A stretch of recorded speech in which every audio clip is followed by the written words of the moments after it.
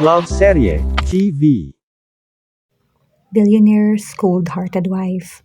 Tunghay na po natin ang ikawalong bahagi. Hinihintay ni Zack ang pagpasok ng dalawa. Kalmante itong umupo at humilokip-kip. Diretso lang ang tingin nito sa dalawang babae. Pareho sila ng hulma ng mukha. Gayunman ay agad ding napapansin ang pagkakaiba ng dalawa. Bukod sa estilo ng pananamit, mas balingkinita ng pangangatawan ng sopistikadang babae. Do I still need to introduce myself? Nakaargo ang kilay nito habang nakatingin kay Zack. Nanatili lamang sila nakatayo. Tila wala silang planong patagalin ang usapan. Hindi naman umimik ang lalaki. Nanatili lang itong nakatingin sa kanya. Sa loob niya ay tinitimbang ang kanyang damdamin sa babaeng dati niyang kinakasama. Alright, I'm Lenny Mendez. And I am your real wife. As far as I know, I am legally married to you as Alea Adorada. Pinanatili ni Zack na hubag magpakita ng emosyon. Kahit na ang totoo ay nagsisimula na siyang kainin ng labis na pagkamuhi. Animoy bumalik ang sakit ng panloloko at pag-aambad doon ang ginawa sa kanya noon ng babaeng kanyang minahal. Simply because I used her identity. I am the one who's present on the wedding day. I also lived with you for 3 years. Then why it's there as an imposter in my house? Hindi niya napigilang mapataas ang boses. To get the divorce. Kalmante naman ng babae na para bang wala lang ang nangyayari. You can have it without fooling me. Alright, sorry. Hindi man lamang ito kinakitaan ng kahit anong sinseridad. Sa isip-isip ni Zack, ay natanto niyang ito na nga talaga ang babaeng dati niyang kasama bilang asawa. Hanggang ngayon ay wala pa rin itong pinagbago. Pasensya ka na, Zack. Hindi namin intensyon na lokohin ka. Saglit siyang bumaling sa nagsalita. At sa mata nito nakikita ang pagpapakumbabang nais sana niyang makita sa isa pa niyang kaharap. I think we don't need to explain. I know that you already did an investigation. Totoo naman ang winika niya. Subalit may mga katanungan pa ring hindi masasagot kahit ilang private investigator pa ang kanyang bayaran. Huli niyan sinariwa ang nangyari kanina. It happened few hours before Lenny Mendez arrived. What did you found out? Kanina pa niya gustong magtanong ngunit nagkataon namang nasa harap nila si Rachel. The woman in your house is Alea Adorada, sir. Kaagad ding naupo si Art sa tapat ng kanyang amo. How? I am very sure that she is not my wife. Lalo tuloy naguluhan si Zack. Nasisiguro niyang hindi iyon ang kanyang asawa dahil isa itong birhen. Malinaw sa alaala niya na hindi siya ang nakauna sa asawa niya. Kaya paano magiging birhen itong muli? Because you married an imposter, sir. Her best friend. Lenny Mendez used her identity. Seriously? Wait, you said they are best friends. Paano sila naging magkamukha kung best friend lang pala sila? It became possible through a plastic surgery, sir. Inilapag niya sa harap ni Zack ang ilang peraso ng papel. Kinuha naman iyon ni Fuentes at pinasa. Iyan po ang record ni Miss Mendez sa kanyang plastic surgery. Isang litrato ang muling inilapag ni Art sa harap ng kanyang amo. Agad namang napatitig roon si Fuentes. Bumungad sa kanya ang isang babaeng maputi. Biluga ng hugis ng mukha nito. Sakto lang ang tangos ng ilong at may kakapalan ng labi nito. Maganda ang mukha nito ngunit meron siyang masungit na aura dahil sa seryoso mukha nito at dahil na rin sa arko ng kanyang kilay. That's the original face of Lenny Mendez. Natanto niyang hindi ganoon karami ang binago sa mukha niya. Mukhang nagpadagdag lang ito ng pisngi. Nagpanipis ang taba sa baba, pinanipis ang kanyang labi, at nagpalagay ng eyelashes. Here are the details about her, sir. Muli itong naglahad ng papel na ang nilalaman ay tungkol kay Lenny Mendez. Agad naman niyang pinagtuunan ng pansin iyon. Anong intensyon ni Miss Mendez sa plastic surgery? Hindi niya maiwasang magtaka dahil maganda naman ang orihinal na mukha nito. Hindi malinaw ang dahilan, sir. She's the only heir of Mendez Corporation. Nanatiling nakafocus ang kanyang mata sa binabasa. Yes, sir, but Frank Belmonte is the one who's managing it. Frank Belmonte? His name is quite familiar. Are they related to each other? He's also a businessman, sir, and he is the father of your wife's son. Natigil naman si Zack sa pagbabasa niya. Para siyang nakaramdam ng kirot sa puso. Hindi nga maitatanging minsan ay iniputan siya sa ulo ng kanyang may bahay. And about her family. Ulila na po siya sa ama. Nag-suicide po si Mr. Mendez dahilan para mabaliw ang kanyang asawa. Mukhang malala dahil mahigit 10 years na pero hindi pa rin nakakalabas si Mrs. Mendez sa mental hospital. What's the reason of his suicide? Unfortunately, sir, that question is not yet answered until now. May mga naglalabas ng speculation na may iba siyang babae. May nahanap kasing red lipstick sa kwarto niya. Pero bukod pa roon, sir, nasa state of bankruptcy ang Mendez Corporation noong time na iyon. Kaya hindi po malinaw kung ano bang rason ng suicide niya. Napahawak si Zach sa kanyang sentido. Naisip niyang matindi rin palang pinagdaanan ng dati niyang kabiyak. At bakit napunta kay Belmonte ang pamamahala sa Mendez Corp? He was Lainey's boyfriend, sir. More than 2 years after his father's death. She went missing. Missing? Ano nangyari? Noon na nangyari ang plastic surgery, sir. She used Alea Adorada's identity for 3 years. Iniabot ni Art ang ilang piraso ng papel. Iyan po ang record na nagpapatunay, sir. During that time, someone is using the name of Alea Adorada Fuentes and someone also using the maiden name of your wife. Sinuri naman ang tingin niyon ni Zach.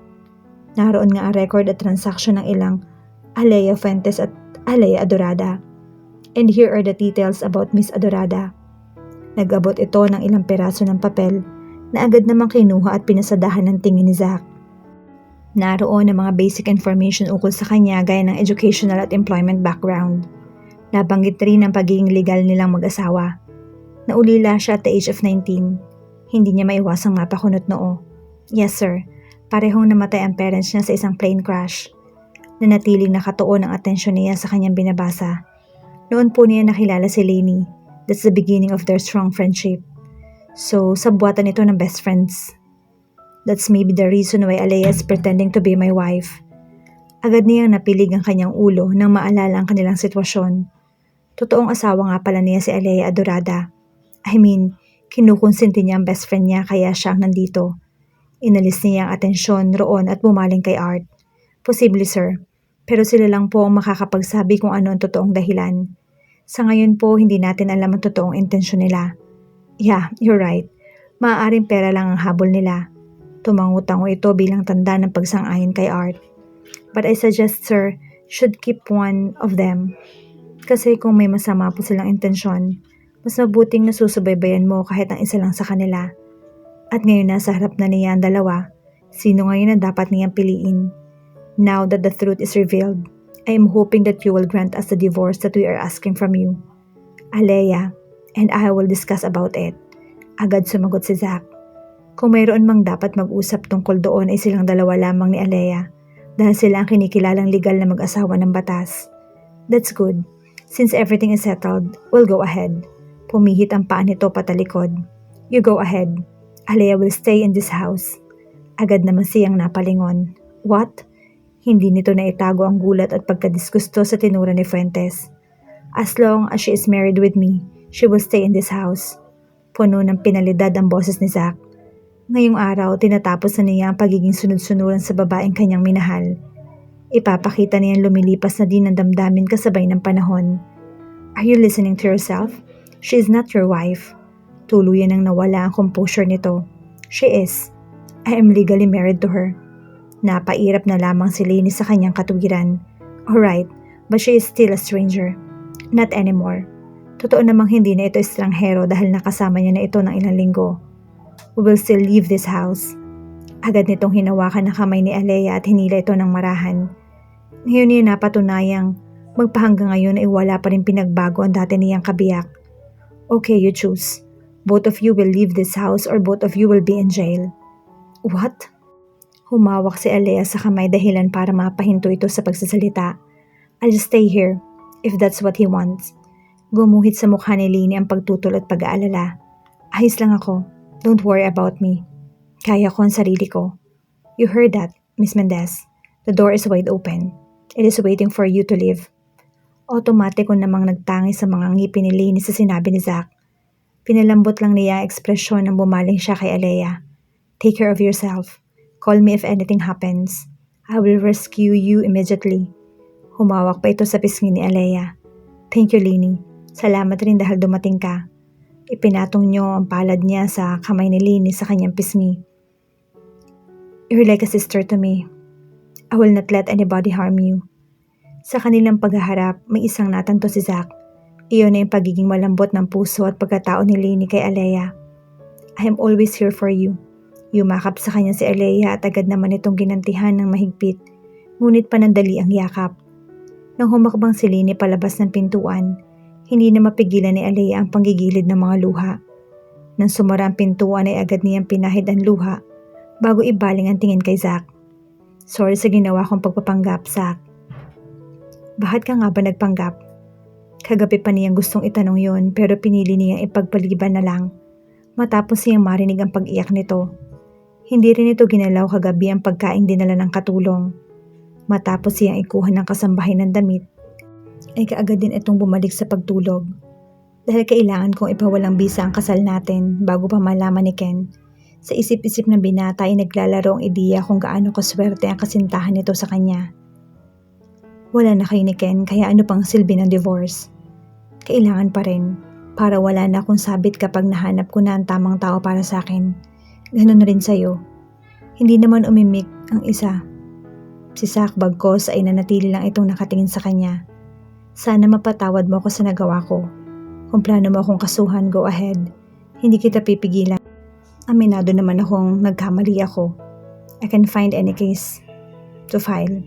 At kahit naman meron, hindi pa rin kita idedemanda. Then bakit ako nandito? To pay what you've done. Napalunok naman si Alea dahil sa sinabi nito. Anong klaseng kabayaran ang hihingi nito? Nagpalinga-linga si Zack sa hapagkainan ngunit wala raw ang gusto niyang makita. Where is Alea, Manang? Muli itong nagpalinga-linga. Nasa kwarto pa po niya, sir. Nilapag nito ang hawak niyang mangkok sa mesa, katabi ng iba pang pagkain. What? Sinabihan ko naman siyang hintayin ako dito. Hindi na itago ni Zack ang pagkairita sa boses nito. Matapos kasi ang pag-uusap nila kanina sa library ay parang naging awkward ng atmosphere sa paligid. Kaya naman iniba niya ang usapan at sinabihan niya itong bumaba na at hintayin siya sa kusina para sa agahan. Naku, intindihin mo na lang, sir. Siguradong masama ang pakiramdam niya. Hindi rin naman kasi biro ang sakit ng unang karanasan. Napaubo naman si Zack sa sinabi nito. Parang gusto niya tuloy magsisi na hinayaan niya itong makita si Alea sa ganong kalagayan. Ngayon bumalik na ang totoo mong asawa. Ano nang mangyayari sa kanya? Aalis na ba siya dito? Nababanaag niya ang lungkot sa tono at mukha ng mayordoma. Dapat ko ba siyang paalisin, Manang? Ikaw ba, sir? Anong gusto mo? Honestly, Manang, I don't know. Pero kung ikaw ang nasa sitwasyon ko, Manang, what will you do? Kung hindi ako kasal sa iba, pananagutan ko siya. Ganun ang totoong lalaki. Yun kasi ang pinaka-importanteng yaman ng mga babae, sir.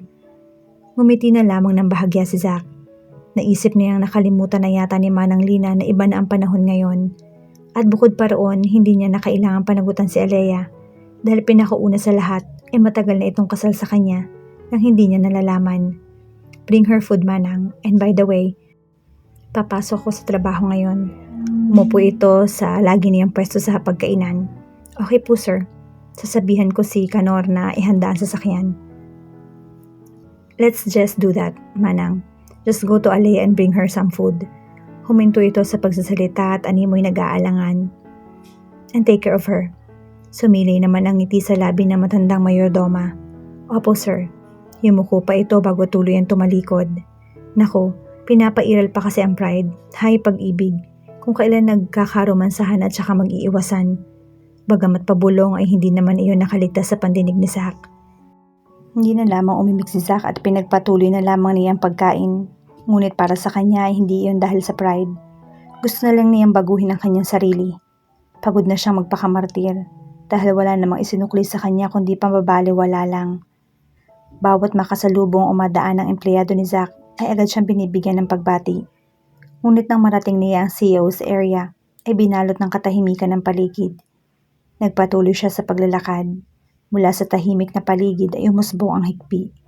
Automatikong napahinto ang kanyang mga paa. Someone is crying. Naiisip niya. Muli niyang narinig ang paghikbi. Na makumpirma niya kung saan iyon nagmumula, ay agad niyang tinungo iyon. Mula sa secretary's table ay nakita niya ang kanyang hinahanap. Nakayuko ito at sapo-sapo ang kanyang mukha. Yumuyugyug din ang balikat nito. Agad niyang naramdaman ang simpatiya mula sa dalaga. Why are you crying? Agad namang napaangat ang tingin si Miss Rachel. Kita sa magandang mukha nito ang lungkot. Umaagos na rin sa mga pisngi nito ang kanyang mga luha. Ngunit agad din namang nataranta na mapagtanto kung sino ang kasalukuyan nakatayo ngayon sa kanyang harapan. Wala po ito, sir. Konting problema lang po. Agad siya nag-iwas ng tingin at pinunas ang pisngi gamit ang palad. Hindi ko ba pwedeng malaman yan, Miss Rachel? Muling bumalik ang tingin sa kanya ni Rachel. Nakita pa niyang napalunok ito bago bumuka ang bibig. Ano po kasi? Gumuhit ang pag-aalangan sa mata nito. Pinalis na po ako sa tirahan kong apartment, sir. Wala na kasi akong pambayad. Yumuko ito upang itago ang nahihiyang mukha. You can get your salary in advance. Iyon ang una niyang naisip na solusyon sa problema nito. Kaya lang, sir, inilalaan ko po iyon para sa mama ko. Para po sa dialysis niya. Muling umagos ang luha nito pero kaagad din naman iyang pinunas iyon. Hindi naman makaimik agad si Zach dahil sa narinig. Pwede ko naman po sigurong pakiusapan ang landlady ko. Baka sakaling maawa siya sa akin. Nagpakita ito ng pilit ng ngiti. Kung bahay ang problema mo, I can help you. You can stay in my house for the meantime. Iyon ang agad na naisip ni Zach bilang tugon. Talaga po? Tumango ang lalaki bilang tugon. Naku sir, maraming salamat po. Malaking tulong po ito. Kumislap ang mga mata nito. Sumilay roon ang saya. Kaya lang po hindi po ba magagalit si ma'am, sir? Agad namang napakunot noon si Zach sa tinura nito. Mabuti ang pakikitungo ni Alea sa lahat kaya bakit maiisip ni Rachel na magagalit ito? What made you assume that? Napatitig siya dito. Parang ang sungit kasi ng wife mo, sir. Lalo namang napakunot noon si Zach. Sa tingin niya, hindi naman mukhang masungit ang itsura ni Alea. Kahit po magkamukha sila, malayong mas mabait po ang itsura ni Ma'am Alea. Natigilan si Zach. Napaisip siya kung saan nakuha ni Rachel ang idea na hindi niya asawa si Alea. Alea is my real wife, and she won't mind you stay. Opo sir, pasensya na. Hayaan mo na lang ang sinabi ko sir. Huwag mo pong masyadong intindihin. Hindi nito na itago ang pagkataranta. Gayunman ay nagawa pa rin itong magbigay ng pilit ng ngiti. Tumango na lamang si Zach bilang tugon. Sige sir. Tapusin ko lang yung document na kailangan kong pirmahan. Nang pumasok si Zach sa kanyang opisina, ay lalo siyang binagabag ng sari-saring isipin. Kaya naman, nang hindi na siya makatiis, ay kagad niyang hinugot ang kanyang cellphone. Ngayong mananatili na ang kontrabida sa bahay ng mag-asawa, ano nga ba mga bagay na matutuklasan nila ukol dito? Yan ang ating aalamin sa pagpapatuloy ng ating kwento bukas sa ganito ring oras. Shout out sa lahat nating masugid na taga-subaybay. Maraming salamat po sa patuloy ninyong pagsama sa amin sa kwentong ito. Hanggang sa muli, mag-ingat po tayong lahat.